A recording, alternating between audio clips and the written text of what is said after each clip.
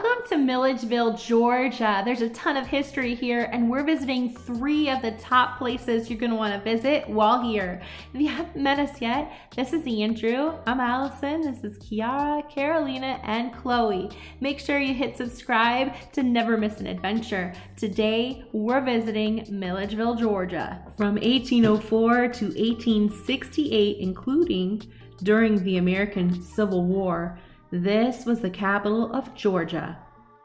Milledgeville was laid out to be Georgia's new state capital and first settled in 1803. It incorporated as a town on December 8, 1806, and Milledgeville was named for former governor John Milledge. John Milledge was a Revolutionary War leader, Georgia governor, and member of Congress. The town was planned in the style of Savannah and Washington, D.C. It's a 500-acre town, and it was divided into 84 squares. Each has 4 acres in size, 4 public squares, each about 20 acres. This town is a history buff's paradise. It's also a college town. Milledgeville has an eclectic mix of activities. They have 10 blocks of historic architecture, and they've got coffee shops, clothing boutiques, great food and family residences. So it's a really nice downtown. That's interesting that it's turned into a Barnes & Noble. They turned an old theater into Barnes & Noble. I'd like to see what that looks like. There have been 5 different capitals in Georgia's history. The first was Savannah, the oldest city here in Georgia, the seat of the government during the British colonial rule, and then it was followed by Augusta, Louisville, Milledgeville, and Atlanta, which is currently the capital city from 1868 to the present day. But we're taking a step back. We're headed to Milledgeville, which was the capital prior to Atlanta, and it also went through the Civil War. So there's tons of history. The buildings here that are used for the college were actually the state capitol buildings.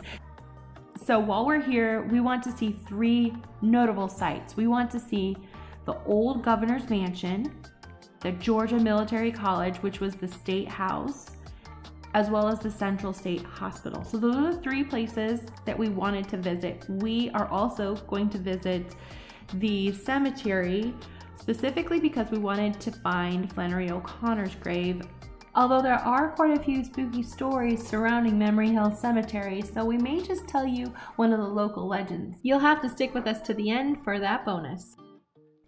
There's a saying, a quote by Flannery O'Connor. She said, "When in Rome, do as done in Milledgeville," which basically means mind your manners wherever you happen to find yourself.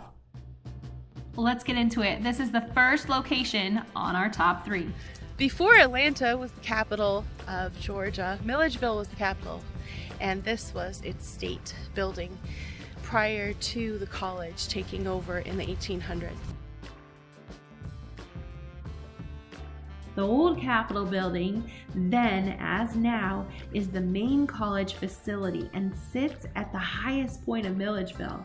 The college's intended purpose was to enable graduates to enter higher classes at the University of Georgia, basically giving training in agriculture and mining, and finally to train teachers.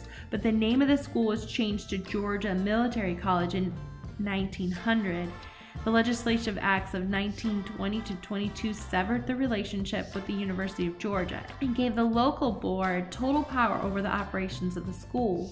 In 1950, the Defense Department designated the institution a military junior college, and today it's one of only 4 remaining U.S. military junior colleges so designated. Today, it is a military junior college in Milledgeville, Georgia, and it's divided into junior college, military junior college, high school, middle school, and elementary school.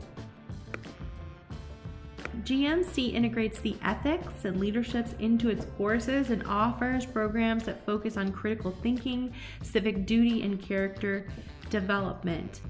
So this was the very first state capital here in Georgia, back when Milledgeville was the capital of Georgia.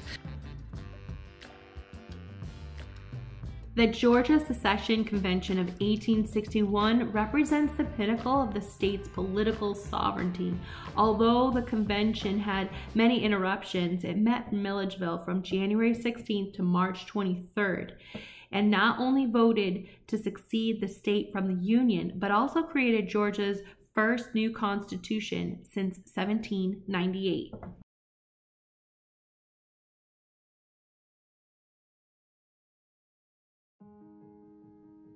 Completed in 1839, the Georgia's Old Governor Mansion exemplifies high Greek Revival architecture with imposing columns of dignified facade.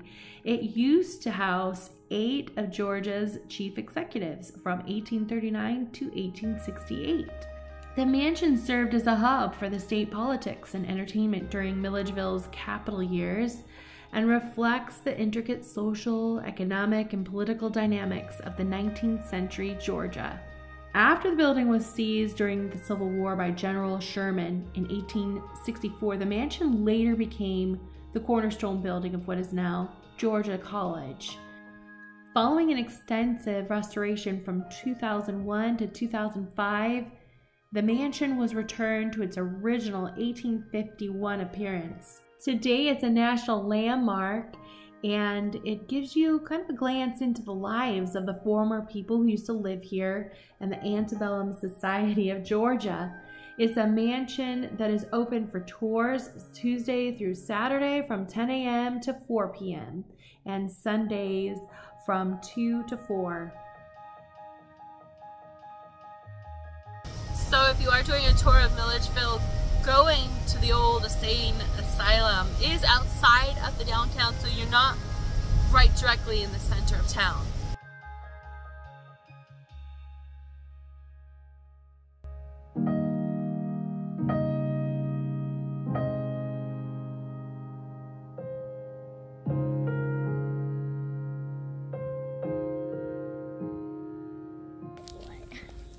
So you want to come and explore it? Caroline is being brave. She's walking with me to the old buildings here, state hospitals here in Milledgeville. It's a place where an old fountain and flag used to be, and a roundabout. So the cars would go roundabout into the hospital. And now it is abandoned. Let's walk over here to see this side. It's a very large building. The window's cracked. Yeah, the window's cracked. I wonder if ghosts grab stuff to let themselves go free. If the hospital guys are dead. This is not a pleasant place to die. There's no trespassing. What is this? This is part of the old building. But you see how it's falling apart. A lot of it's falling apart. And you see up there, there's no window. Yeah. Oh my gosh, look at that ceiling.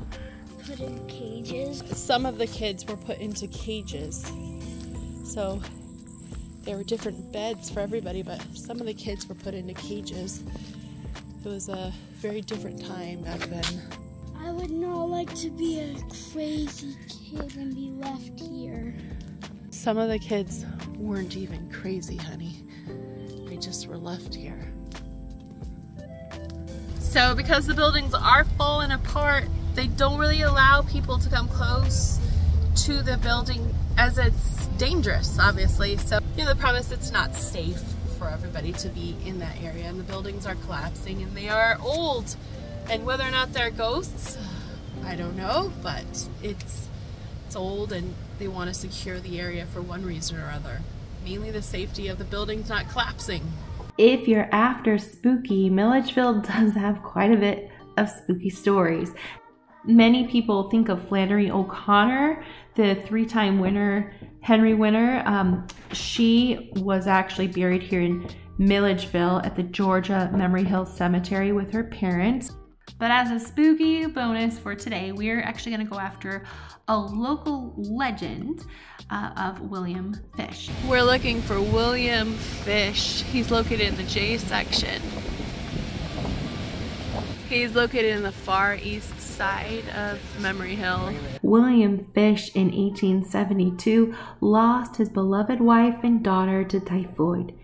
He had built a brick mausoleum to protect their remains in this cemetery. Local legend is that Fish placed his comfortable rocking chair inside and closed the iron door, basically entombing himself inside the vault.